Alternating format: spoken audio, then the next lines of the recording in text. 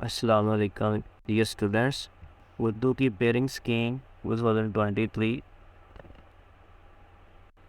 تو جو پہلا کویشچن آپ کا ہوگا وہ 15 نمبر کا ہوگا اور یہ ایم سی کیوز پر مشتمل ہوگا. اب یہ ایم سی کیوز کس طرح ترتیب دیے گئے ہیں ان کے آپ کی پوری بک میں. اردو کی جو ٹیکسٹ بک ہے پنجاب ٹیکسٹ کی نوٹ والے کی، وہ آپ نے کس طرح تیار کرنی ہے اور اس کی ترتیب کیسے ہوگی. ایم سی کیوز کتنے آئیں گے، کہاں سے آئیں گے. تو یہ اس طرح ہوگا کہ ایم سی کیوز حصہ نظم، حصہ نثر اور حصہ غزل اور حصہ گرامر، ان 4 حصوں پر مشتمل ہوں گے.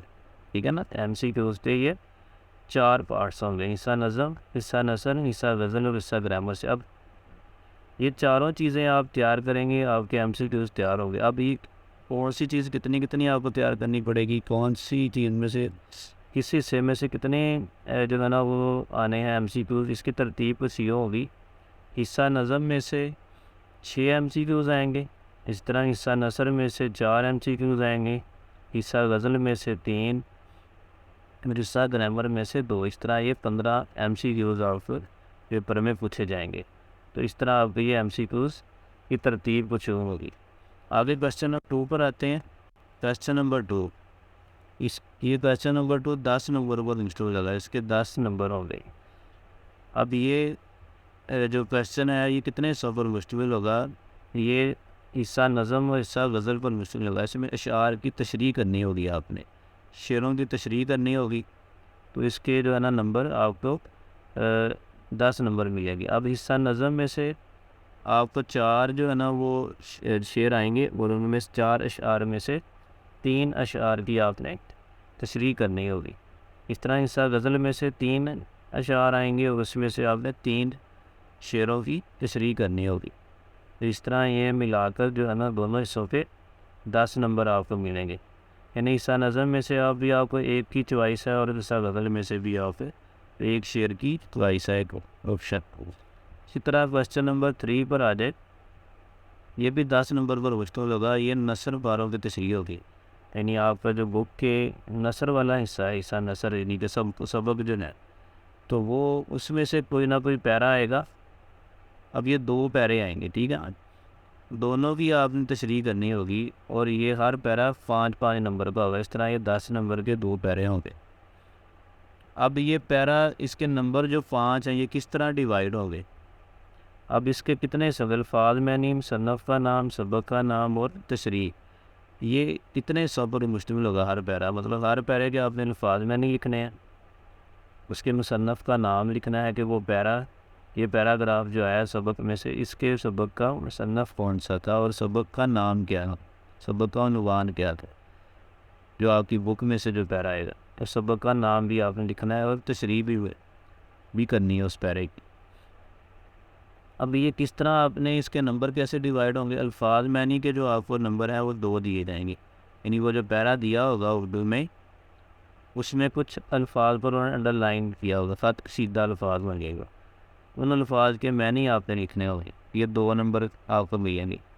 اس طرح مصنف کا نام آدھے نمبر اس کے ہوں گے. سبق کا نام لکھنے کے، عنوان لکھنے کے آدھے نمبر ہو گئے. اسی طرح تشریح کے 2 نمبر ہو گئے. اس طرح یہ ملا کر جو ہے نا وہ 5 نمبر بن جائے. ہر پیرے کے اس طرح 5 10 نمبر کا یہ پورا کویشچن بنے گا. کویشچن نمبر 3، اس کے لیے آپ کو سبق تیار کرنے پڑیں گے. اگر کسی نے سبق پڑھا ہوا نہیں ہوا کسی اسٹوڈنٹ نے اور اس میں سے پیرا آ جاتا ہے تو آپ کو یہ جاننے میں مشکل پیش آئے گی کہ یہ پیرا کس سبق سے ہے، تو اس کا مصنف کا نام کیا ہے، سبق کا نام ہے. تو یہ تو آپ نہیں کر سکتے گی. تو اس لیے آپ وہ سبق آنے چاہیے، سبقوں کی ریڈنگ ایک دفعہ پڑھنی چاہیے. اس کا فائدہ یہ ہوگا کہ آپ کے کویشچن بھی کلیئر ہو جائیں گے اور آپ کی یہ پیراگراف بھی کلیئر ہو جائیں گے. ایک دفعہ وہ سٹوری، وہ کہانی سبق کی آپ کو گو تھرو ہونی چاہیے، کتاب میں سے تو پڑھنی چاہیے. اس سے آپ کے خلاصے بھی کلیئر ہو جائیں گے. سبق پڑھنے سے یہ فائدہ ہوگا کہ آپ کے یہ جو پیراگراف ہے یہ بھی کلیئر ہو جائیں گے اور آپ کے سبق کا کسی کا بھی آپ خلاصہ لکھ سکتے ہیں اپنے الفاظ میں. اگر آپ نے وہ سبق پڑھا ہوا ہے، اسٹوری پڑھی نہیں ہے. تیسرے نمبر پر جو کویشچن آنے ہیں وہ بھی آپ کافی حد تک کر سکیں گے. آ جائیں کویشچن نمبر 4 کی طرف ہے. یہ مختصر سوالات پر مشتمل ہوگا، شارٹ کویشچن. یہ 10 نمبر کے ہوں گے. اب یہ کتنے شارٹ کویشچن آئیں گے؟ حصہ نظم، حصہ نثر، حصہ غزل، یہ 3 حصوں پر کویشچن ہوگا۔ حصہ نظم میں سے 2 شارٹ کویشچن آئیں گے، حصہ نثر میں سے 5 اور حصہ غزل میں سے 1 شارٹ کویشچن پوچھا جائے گا۔ اس طرح یہ ٹوٹل جو ہے نا وہ 8 شارٹ کویشچن ہوں گے، تو ان میں سے آپ 5 کے آپ نے آنسر دینے ہوں گے، یعنی کہ 3 کی چوائس ہوگی۔ تو ہر ایک کویشچن کے 2 نمبر ہوں گے، اس طرح یہ 10 نمبر کا کویشچن بنتا ہے۔ اگر کسی کا حصہ نثر تیار ہے، سبق سارے پڑھے ہوئے ہیں اس نے، تو وہ ایزیلی اس حصے کو کر سکتا ہے، اس کے 5 نمبر پورے ہو جائیں گے، اس کے کلاسیں بھی اور اس کے سوال بھی یہ کلیئر ہو جائیں گے، ساتھ وہ پیراگراف بھی۔ اس لیے سبق آپ پڑھ لیں اس طریقے سے، ان کی سٹوری پڑھ لیں، اگر آپ نے کبھی وہ ریڈنگ نہیں کی ہوئی اس کو آپ پڑھ لیں گے۔ آگے کویشچن نمبر 5، سبق کا خلاصہ۔ یہ وہی بات ہے کہ اگر آپ حصہ نثر پڑھیں گے، حصہ نثر جو سبق آنے ہیں ان کا آپ نے خلاصہ لکھنا ہے۔ اب عام طور پر یہ 2 پوچھے جائیں گے آپ سے، مطلب پیپر میں، اردو کے کویشچن پیپر میں 2 خلاصے، 2 سبق آئیں گے اور ان میں سے آپ نے 1 سبق کا خلاصہ لکھنا ہوگا، تو نمبر اس کے 5 ہو گئے۔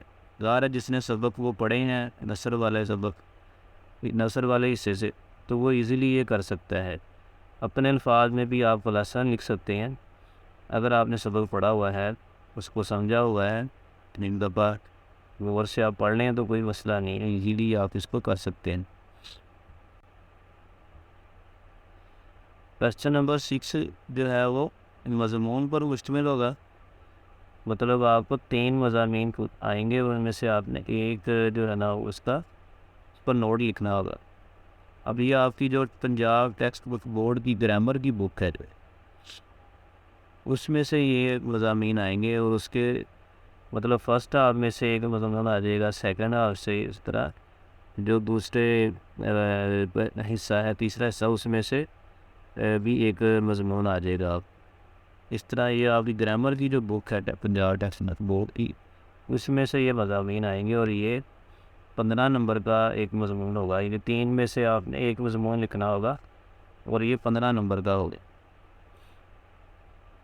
تو یہ بڑا اہم پورشن ہے، سب سے زیادہ نمبر اگر دیکھے جائیں پورے پیپر میں تو مضمون کے سب سے زیادہ نمبر ہے، تو اس کو خاص طور پر اہمیت دیں، اس کے نمبر بھی کافی۔ Next number 7۔ اچھا، اب نظم اور خلاصے امپورٹنٹ کون سے ہیں، یہ میں اگلی ویڈیو میں آپ کو انشاءاللہ شیئر کر دوں گا کہ یہ کون سے مضمون آپ کریں اور کون سے کلاسیں زیادہ ہیں، میں ان کو تیار کریں۔ کویشچن نمبر 7 کی طرف آئیں تو یہ لاسٹ کویشچن ہوگا آپ کا تفہیم عبارت، کمپریہنج، مطلب آپ کو ایک پیرا دیا جائے گا اور اس پیرے کے نیچے کویشچن ہوں گے، آپ نے اس پیرے کے اندر سے ہی اس پیرے کو سمجھ کر اس کے اندر سے ہی آنسر جو ہے نا وہ ڈھونڈ کر ان کو اپنے الفاظ میں لکھنا ہوگا۔